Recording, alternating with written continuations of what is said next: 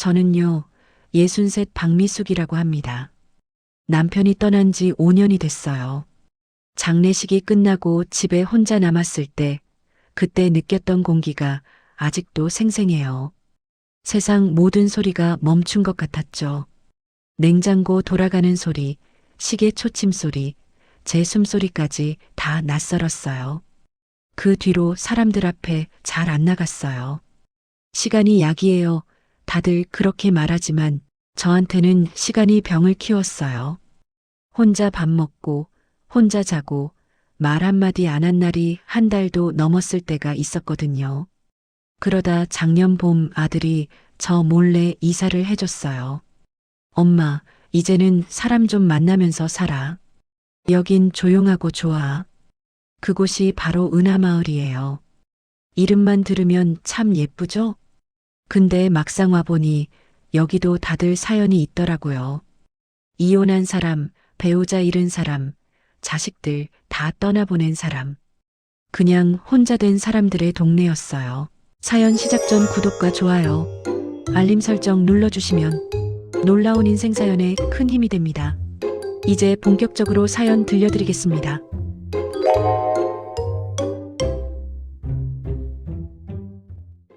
이삿짐을 풀고 멍하니 앉아 있었는데 문이 두드려졌어요.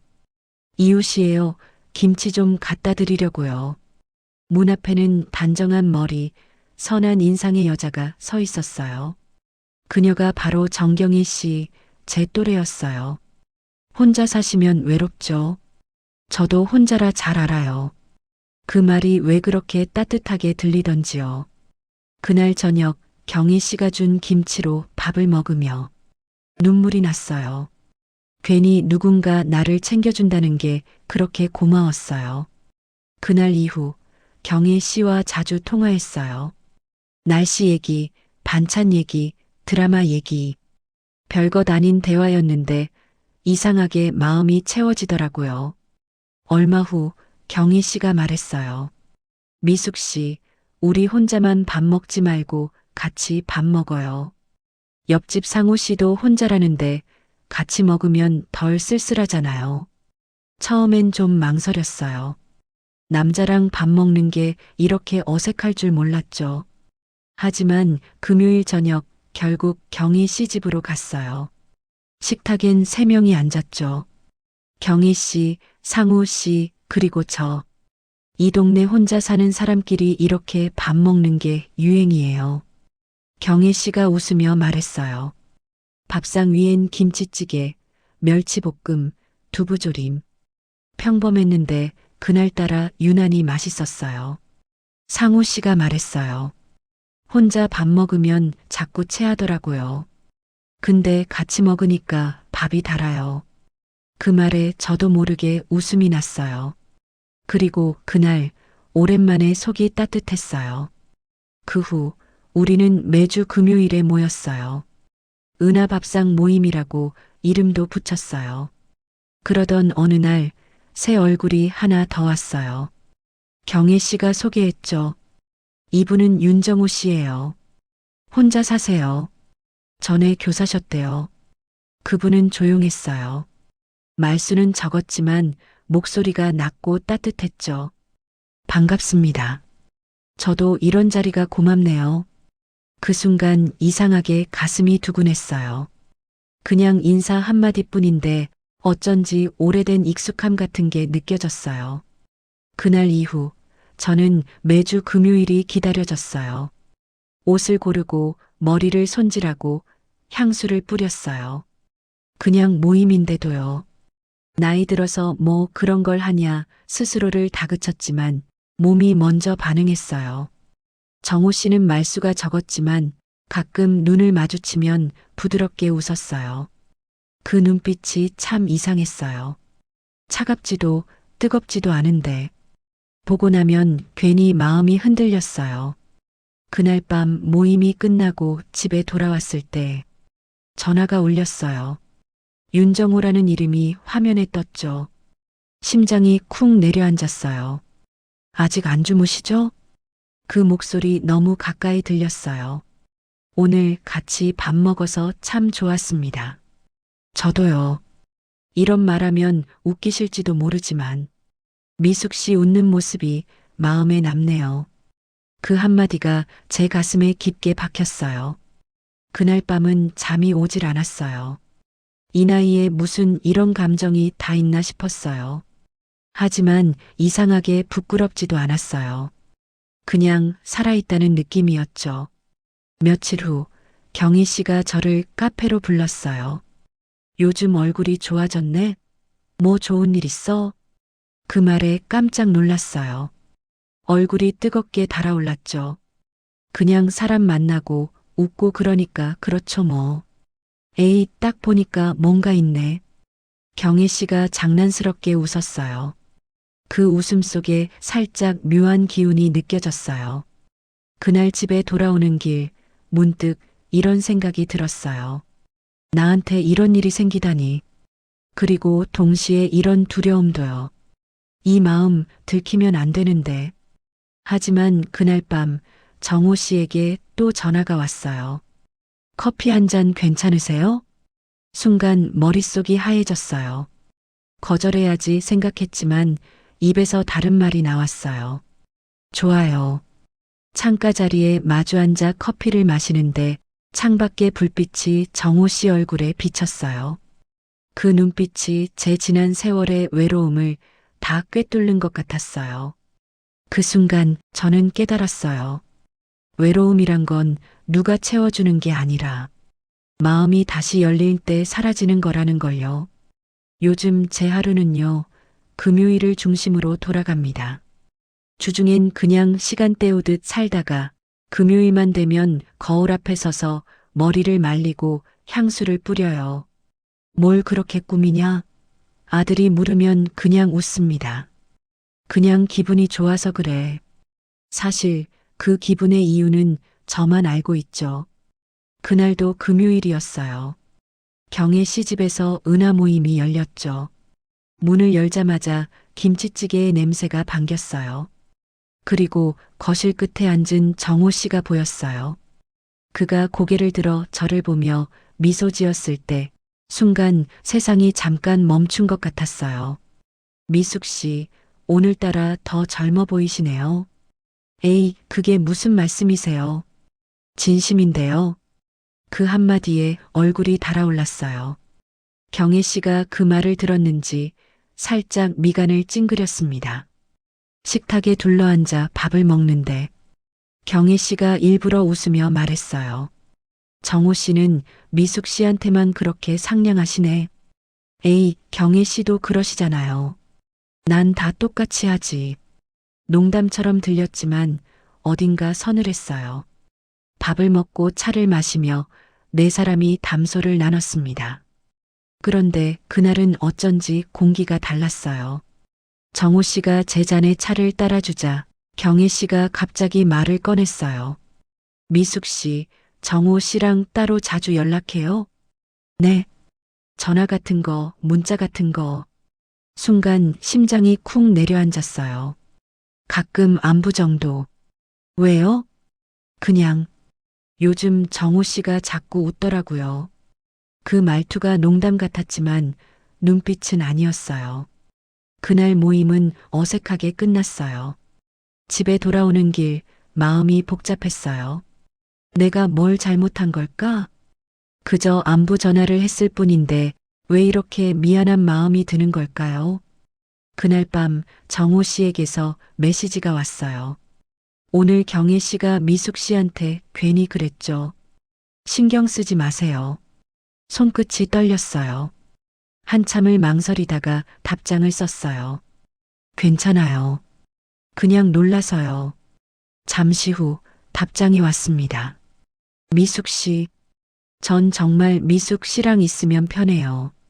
그 한 줄이 심장을 흔들어 놓았습니다. 남편이 떠난 뒤 누군가에게 이런 말을 들은 게 처음이었거든요. 다음 날 아침 경희 씨가 전화를 걸었어요. 미숙 씨, 어제 내가 괜히 말했나 봐. 미안해요. 아니에요. 그런 거 아니에요. 근데 솔직히 말해요. 정호 씨랑 무슨 사이예요? 그냥 친구죠. 그래요? 친구 맞아요? 그녀의 목소리에 알 수 없는 긴장이 묻어났어요. 나도 정호 씨 좋아해요. 그 말에 숨이 멎었어요. 그 사람, 내 외로움 알아주는 사람이거든요. 잠깐의 침묵이 흐르고 경혜 씨가 작게 웃었어요. 우리 나이에 뭐 이런 걸로 마음 상하면 안 되는데. 이상하죠? 그래도 미숙 씨, 나는 그 사람만큼은 잃고 싶지 않아요. 그 말을 듣고 전화를 끊은 뒤 손에서 힘이 빠졌어요. 그제야 깨달았어요. 우리가 만든 은하 모임이 이제 단순한 밥 모임이 아니라는 걸요. 며칠 후 정호 씨가 전화를 걸었어요. 커피 괜찮으세요? 경혜 씨가 뭐라 할지도 몰라요.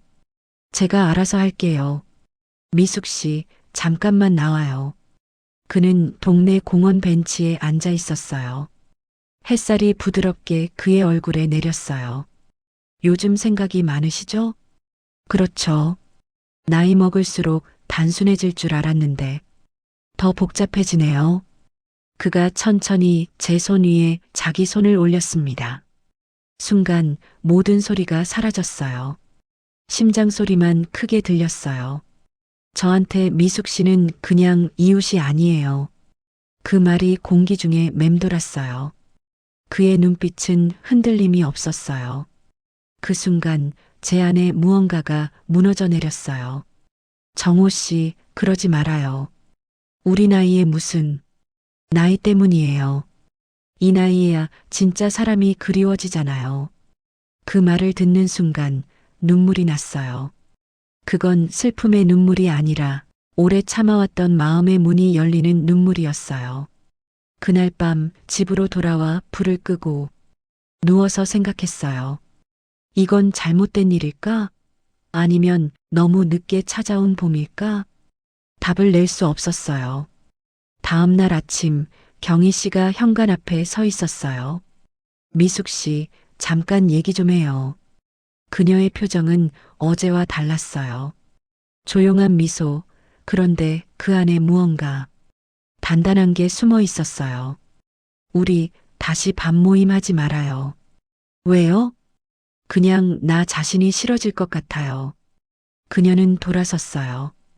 햇살 아래 그 뒷모습이 너무 작고 외로워 보였어요. 그 순간 깨달았어요. 우리 셋 다 같은 외로움 안에 있었던 거예요. 다만 그 외로움을 표현하는 방식이 달랐을 뿐이죠. 그날 밤 정호 씨에게서 또 문자가 왔어요. 괜찮아요. 우린 이제 시작이니까요. 핸드폰을 들고 한참을 바라보다가 저는 문자를 지우지 않았어요. 그냥 조용히 화면을 끄고 눈을 감았어요. 그리고 속으로 중얼거렸어요. 그래요. 나도 이제 내 인생 한 번쯤은 내 마음대로 살아볼래요. 사람 마음이라는 게 참 묘해요. 좋을 땐 몰라요. 근데 한쪽이 흔들리면 그동안 쌓아 올린 평화가 얼마나 얇은 유리였는지 드러나죠. 그게 바로 그날이었어요. 은하 모임이 처음으로 깨진 날. 그날은 평소보다 늦게 모였어요. 경혜 씨가 새로 산 도자기 세트를 자랑하겠다며 저녁 초대를 했거든요. 그녀는 늘 정리정돈이 잘 되어 있었어요. 살짝 꽃향이 나는 집, 반짝거리는 접시, 그리고 완벽하게 손질된 머리. 그런데 그날따라 화장기가 조금 짙었어요. 입술색이 유난히 선명했죠. 미숙 씨, 오늘따라 늦었네요? 버스가 좀 늦었어요. 정호 씨는 벌써 와 계세요. 그녀의 목소리가 살짝 높았어요. 그 말에 괜히 가슴이 철렁했어요. 거실에 들어서자 정호 씨가 서 있었습니다. 그가 웃으며 말했어요. 오셨네요, 미숙 씨. 그냥 평소처럼 인사했을 뿐인데 경혜 씨의 눈빛이 잠깐 흔들렸어요. 식탁에는 소불고기, 전, 잡채가 한가득이었어요. 우리는 세 사람이 둘러앉아 밥을 먹었죠. 그런데 어쩐지 대화가 자꾸 어긋났어요. 정호 씨, 지난주에 어디 갔다 오셨다면서요? 경혜 씨가 일부러 묻듯이 물었어요. 아, 미숙 씨랑 같이 갔어요. 동네 벚꽃 축제요? 정호 씨가 무심하게 대답했어요. 순간 젓가락을 떨어뜨렸어요. 짤랑 소리가 유난히 크게 울렸죠. 경혜 씨의 표정이 굳었습니다. 둘이 같이요? 네. 우연히 마주쳐서 같이 걸었어요. 우연히요? 그녀의 목소리가 미묘하게 떨렸어요. 저는 아무 말도 못했어요. 손끝이 식탁 밑에서 덜덜 떨렸어요. 그날 식사는 오래가지 못했어요. 경희 씨는 급하게 자리를 정리하더니 저 갑자기 머리가 아프네요. 미숙 씨 먼저 들어가세요. 그렇게 말했죠. 하지만 그 눈빛엔 분명히 말하지 않은 감정이 섞여 있었어요. 집으로 돌아와 현관문을 닫자마자 숨이 막혔어요. 왜 이렇게 된 걸까? 왜 다들 알고 말았을까? 휴대폰이 울렸어요. 정호 씨였어요. 죄송해요. 제가 말을 잘못했어요. 이제 그만할까요, 우리? 그 문장을 읽는 순간 눈물이 났어요.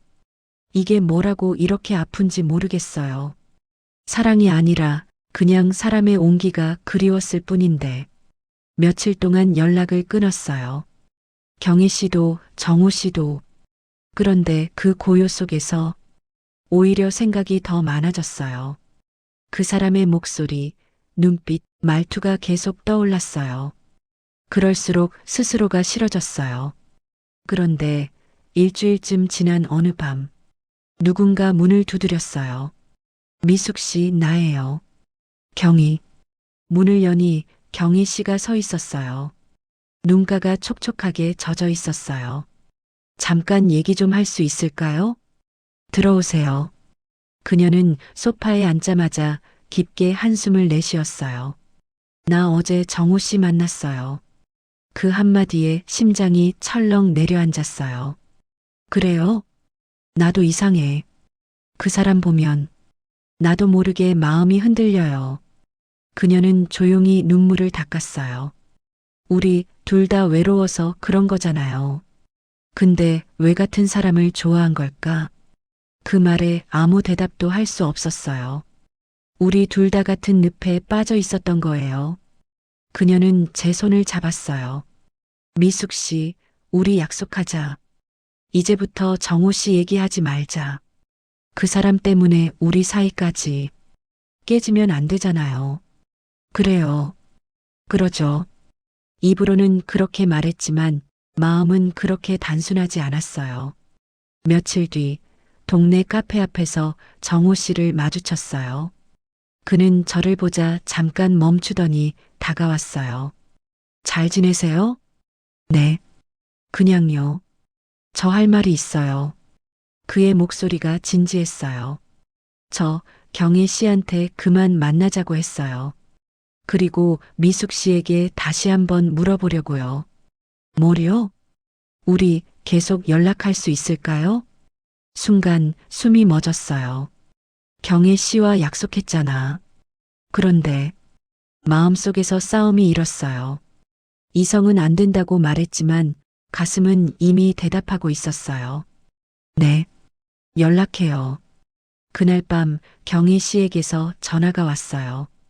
정호 씨, 오늘 미숙 씨 만났다면서요.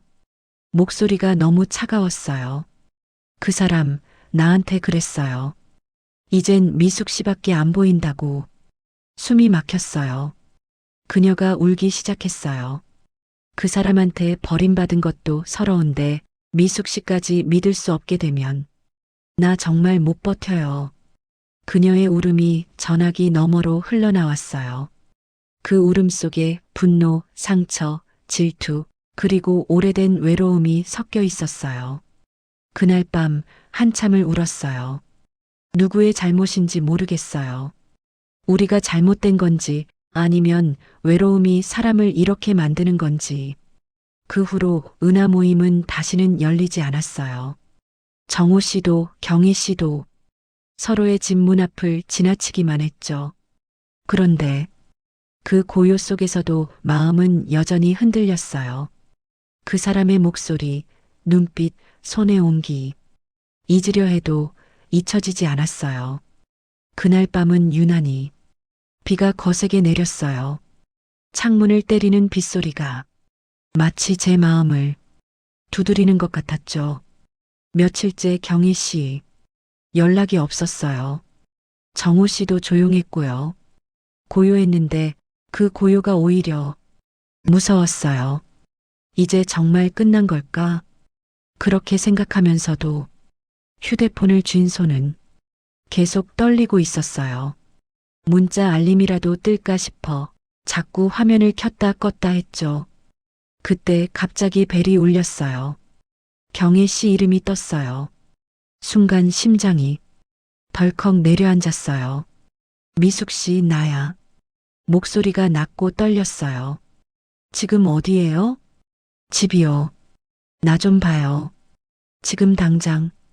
비 오는 밤에 누가 찾아올까 싶었는데 불과 10분 뒤 현관 초인종이 울렸어요.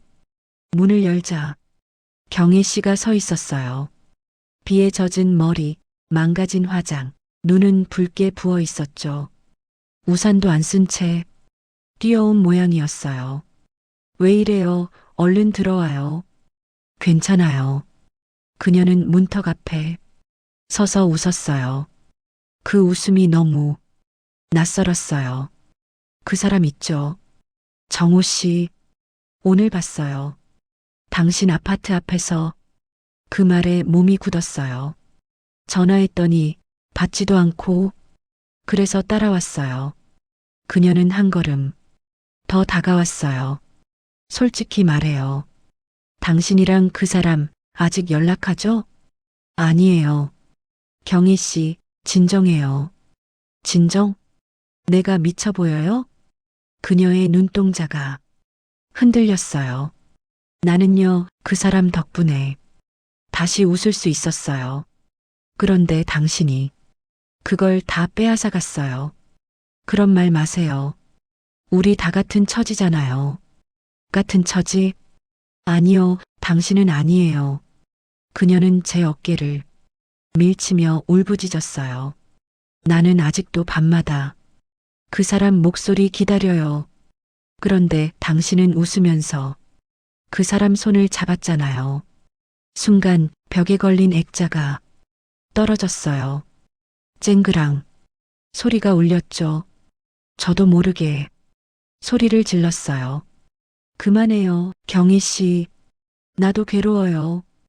그 말에 그녀가 멈칫했어요. 한참을 서 있다가 이내 눈을 감았어요. 우리 둘 다 참 불쌍하다. 그죠? 그녀의 목소리가 바람에 흩어지듯 낮았어요. 그 사람한테 잘해줘요. 나는 이제 못 그러니까. 그녀는 그렇게 등을 돌렸어요. 비가 다시 세차게 쏟아지고 있었어요. 그녀의 뒷모습이 골목 끝에서 사라질 때까지 저는 문 앞에 서 있었습니다. 손끝이 차갑게 식어가더라고요. 그날 밤 한참 후에야 정호 씨에게서 전화가 왔어요. 미숙 씨, 큰일이에요. 왜요? 경혜 씨가 사고 났어요. 교차로에서 차에 치였답니다. 뭐라고요? 순간 세상이 멈춘 것 같았어요. 손에 쥔 휴대폰이 바닥에 떨어졌어요. 병원으로 달려갔어요. 응급실 앞에는 경혜 씨의 신발이 덩그러니 놓여 있었어요. 그 작은 신발이 그렇게 슬퍼 보인 건 처음이었어요. 의사는 말했어요. 다행히 생명에는 지장이 없습니다. 하지만 충격이 커서 정신적으로 불안정한 상태입니다. 그녀는 병상에 누워 눈을 감고 있었어요. 얼굴은 창백했고 입술이 말라 있었죠. 손을 잡자 아주 약하게 눈을 떴어요. 왔어요, 미숙 씨. 그녀가 미소를 지었어요. 나 그 사람한테 전화했는데 당신이 받았죠? 아니에요, 그런 적 없어요. 그럼 됐어요. 그녀는 조용히 눈을 감았어요. 그날 새벽 병원 복도에서 정호 씨를 만났어요. 그도 초췌한 얼굴이었어요. 제가 잘못했어요. 뭐요? 두 사람 다 상처 줄 생각은 없었어요. 근데 너무 외로워서 두 사람의 온기를 다 잡고 싶었어요. 그의 말이 너무 솔직해서 오히려 더 아팠어요. 정호 씨, 네. 우리 이제 그만해요. 그는 눈을 감았어요. 그래야겠죠. 외로움은 누구나 가진 거지만 이젠 그걸로 누굴 아프게 하면 안 되잖아요. 그날 이후 저는 정호 씨에게 연락하지 않았어요. 경희 씨는 요양병원으로 옮겨졌고 저는 다시 혼자가 되었어요. 그런데 이상했어요. 텅 빈 거실에서 혼자 앉아 있는데 눈물이 나지 않았어요. 그냥 조용히 숨을 고르며 생각했어요. 그래, 이게 인생이구나. 젊을 땐 사랑이 뜨겁고 늙으면 외로움이 깊어요. 그 둘이 겹치면 결국 사람은 무너지는 거죠. 며칠 후 경희 씨에게서 짧은 문자가 왔어요. 고마워요. 미숙 씨 덕분에 이제 괜찮아요. 그 문자를 보고 처음으로 웃었어요. 비로소 제 안의 폭풍이 멈춘 것 같았어요. 봄이 왔어요. 창문을 열면 개나리 냄새가 들어오고 길가엔 사람들이 얇은 겉옷을 걸치고 다녀요. 그런데 제 마음은 아직 겨울이에요. 경희 씨가 요양병원에 들어간 지 3달이 지났거든요. 처음엔 매주 찾아갔어요. 같이 커피 마시고 지난 얘기도 하고. 근데 어느 날부터인가 면회를 거절했어요. 미숙 씨 보면 마음이 복잡해져요. 그 말이 너무 아팠어요. 그래서 그 뒤로는 그냥 편지만 보냈어요. 잘 지내요. 나도 잘 지내요. 그게 전부였죠. 그렇게 시간이 흘러 어느 날 아침 우편함에 두툼한 봉투가 들어 있었어요. 글씨를 보는 순간 숨이 멎었어요. 김경희, 그녀의 필체였어요. 편지를 손에 쥔 채 한참을 서 있었어요. 집에 들어와 조심스레 봉투를 열었어요. 안에는 3장의 편지지가 들어 있었어요. 첫 문장은 이랬어요. 미숙 씨, 내 인생에서 가장 고마웠던 사람에게 이 편지를 남깁니다. 눈물이 바로 쏟아졌어요. 글씨는 삐뚤삐뚤했지만 그 안에는 경희 씨 목소리가 들렸어요. 미숙 씨, 나 이제 정말 편해요. 요양원 창문으로 노을이 들어오는데 참 예뻐요. 내가 처음 그 사람을 좋아했을 때도 사실 외로워서가 아니라 살고 싶어서였어요. 그 사람은 그냥 누군가 나를 봐주는 느낌을 줬거든요. 근데 시간이 지나면서 알았어요. 내가 그 사람에게서 찾고 싶었던 건 결국 나 자신이었어요. 그녀의 고백이 종이 위에서 숨쉬는 것 같았어요. 그 다음 문장은 더 깊었어요. 미숙 씨, 미안했어요. 질투하고 원망하고 당신을 친구로 보지 못했던 날들. 근데 이상하죠? 결국 제 마지막 위로는 또 당신이에요. 당신은 참 따뜻한 사람이에요. 정호 씨가 아니라 미숙 씨가 나를 살렸어요. 그걸 이제야 말할 수 있네요. 그 부분에서 저는 편지를 내려놓고 한참을 울었어요. 친구의 마지막 고백이 그렇게 무겁고 따뜻할 줄 몰랐어요. 마지막 장에는 이런 글이 있었어요.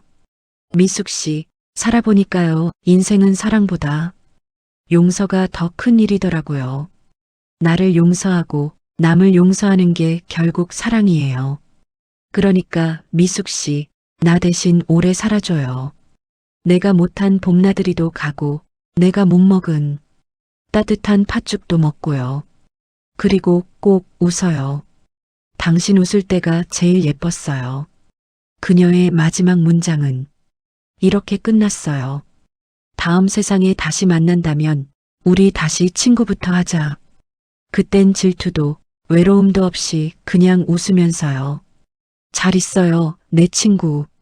손끝이 떨렸어요. 편지를 가슴에 꼭 끌어안았어요. 그녀의 목소리가 귓가에 들리는 것 같았어요. 미숙 씨, 우리 참 웃기게 살았죠? 그날 밤 저는 오랜만에 촛불을 켰어요.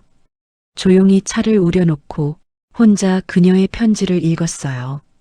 읽고 또 읽어도 마음이 먹먹했어요. 창문 너머로 봄비가 내리고 있었어요.